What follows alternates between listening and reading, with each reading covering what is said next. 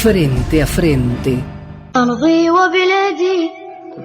Muy bien, estamos de vuelta, 19 horas en todo el país, en esto que denominamos Frente a Frente por Radio Cacán, la 90.3. Y tenemos una comunicación, y para nosotros siempre es un gusto tenerlo, a Ricardo Foster, filósofo si los hay, militante del campo nacional y popular. Muy buenas tardes, Ricardo, un gusto tenerte nuevamente en Frente a Frente. ¿Qué tal? Buenas tardes para ustedes. Bueno, me imagino que estás, me decían que ibas a estar en la caravana, que estás allí. Ahora mismo, sí. Yo ahora me voy para el centro. Este día, Sí.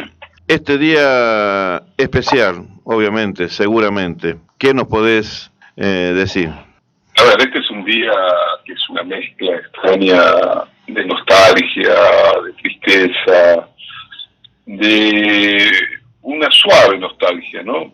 Porque es el recuerdo de alguien que nos marcó profundamente, que intervino en la vida de todos los argentinos y argentinas para devolvernos el horizonte, el sentido de patria, la pertenencia, que nos permitió recobrar a la política como un instrumento de transformación de la sociedad.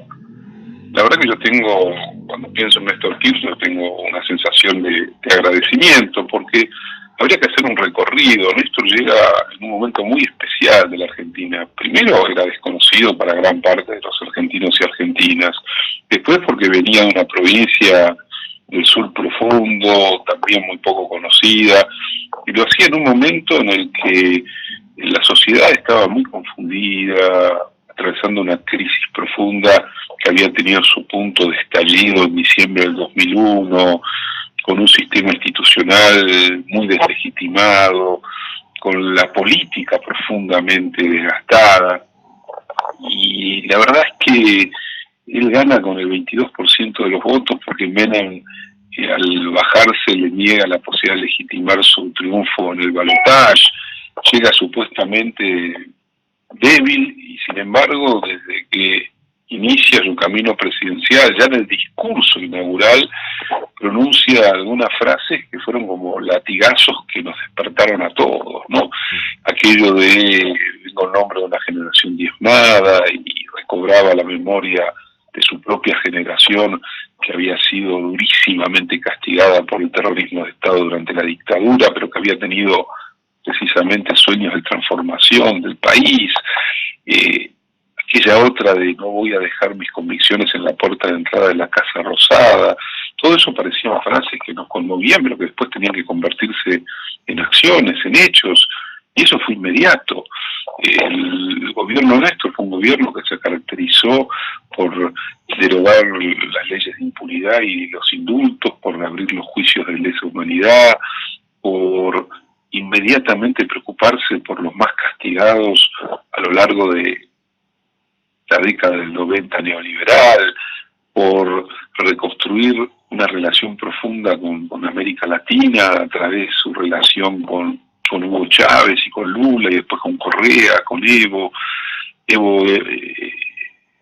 Esto es el no al ALCA, con Bush ahí en Mar del Plata, y junto con Lula y con Chávez. Todo eso implicó que nuestra vida cobraba un sentido diferente, porque todos veníamos golpeados por lo que había sido la década del 90, incluso el peronismo en los años 90, capturado por el transvestismo menemista, se convirtió en instrumento de la transformación neoliberal del Estado. Recuerden el desguace, las privatizaciones, la extranjerización de la economía, la sensación de que ese peronismo histórico del que había bebido generaciones era un recuerdo de museo, literalmente. Y Néstor vino a reinstalar, a recuperar esa significación profunda de un peronismo de la soberanía, de la justicia social, de la igualdad, de los derechos de los trabajadores. Entonces, en ese sentido, Néstor también es la figura de una reparación política, reparación cultural, reparación del sentido de patria. Al final de los 90, la Argentina parecía un país estallado, los jóvenes que podían hacían colas en las embajadas para irse a cualquier lado, y Néstor restituyó la pertenencia, el el sentir que tus raíces están construidas por la memoria colectiva, por los afectos, por una historia muy profunda. Bueno, todo eso fue Néstor, reabrir de nuevo la posibilidad de que era no solo una utopía, sino una realidad realizable, la transformación del país en beneficio de las grandes mayorías y profundizar la vida democrática y ampliar derechos. Bueno, uno podría estar mucho tiempo recorriendo lo que ha significado Néstor Kirchner para el país, para cada uno de nosotros, sus intensidades, el modo como interpeló y enamoró a los más jóvenes. Eso no es poca cosa. Eso siempre resulta algo muy potente, muy poderoso. ¿Cómo estás viendo casualmente? Seguramente, por supuesto que no es el mismo tiempo, el mismo escenario, han pasado muchas cosas, y no está, obviamente, pero esto que pasó no hace mucho, hace una semana atrás en Bolivia, esto que pasó en Chile, este domingo último, ¿cómo estás viendo en relación precisamente a ese sueño que fue la patria grande? Mira, ¿Cómo lo estás viendo? A ver, yo estaba convencido que el ciclo de restauración neoliberal era un ciclo corto. En la Argentina ese ciclo duró 4 años y en la primera elección se pudo torcer el rumbo y se dio el triunfo del Frente de Todos, que creo que puso en evidencia de que era posible comenzar a invertir el ciclo de la neoliberalización, sobre todo de América del Sur. El triunfo del MAS en Bolivia, un triunfo extraordinario, después de un año infame por el que tuvieron que atravesar los bolivianos y bolivianas a partir del golpe de Estado contra Evo Morales, muestra que precisamente hay una potencia en América Latina que para nada está muerta ni dormida.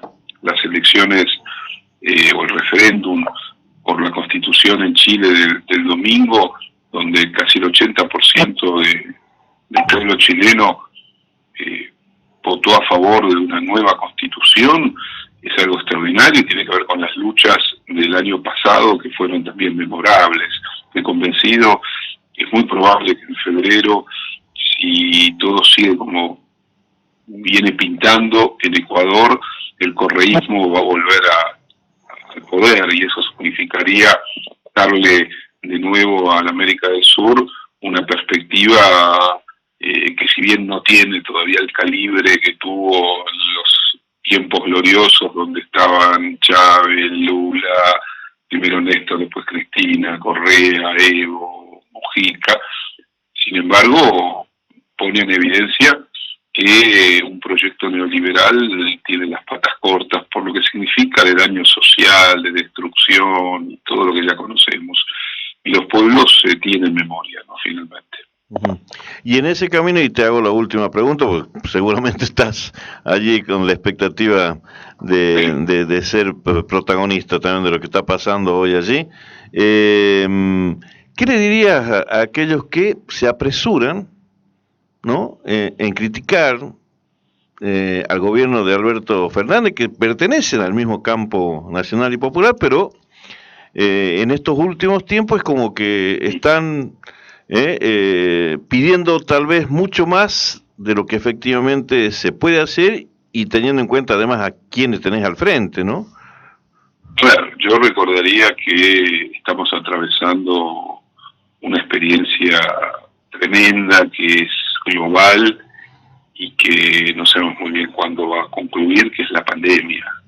La pandemia ya ha producido un enorme daño en contagiados, en muertos, ha paralizado en gran medida durante mucho tiempo la actividad económica, pero la respuesta que se construyó fue una respuesta muy importante, porque fue poner al Estado Nacional al servicio de la reconstrucción del aparato sanitario que había sido vaciado del macrismo.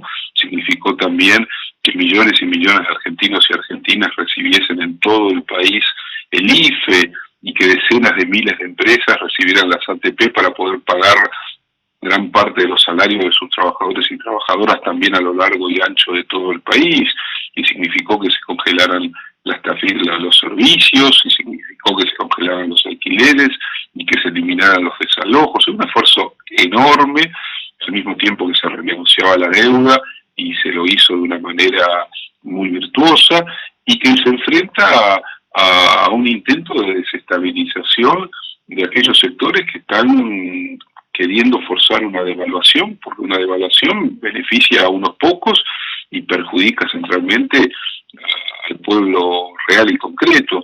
Pero yo les diría que estos son tiempos de unidad, son tiempos de construcción, son tiempos en los que todos aquellos que hemos conformado el Frente de Todos, y que justamente a partir de esa unidad virtuosa se logró el triunfo en función de una decisión histórica en su momento de Cristina, hoy que estamos tratando de llegar al primer año de gobierno, insisto, en medio de una circunstancia excepcional y dramática, que tranquilicen un poco sus críticas, porque me parece que no están viendo quiénes son los otros, quiénes son los enemigos, a quién puede favorecer una crítica desmesurada. Yo creo que el gobierno está haciendo un esfuerzo gigantesco, que puede tener aciertos como tener también errores. Eso es inimaginable que no sea de ese modo, pero que está tratando siempre de actuar en función de los intereses de las mayorías y de los intereses nacionales. Entonces creo que hoy más que nunca debemos fortalecer la unidad para garantizar que podamos atravesar lo más rápido posible y con el menor costo posible este momento excepcional. Seguramente. Ricardo Foster, como siempre, muchísimas gracias.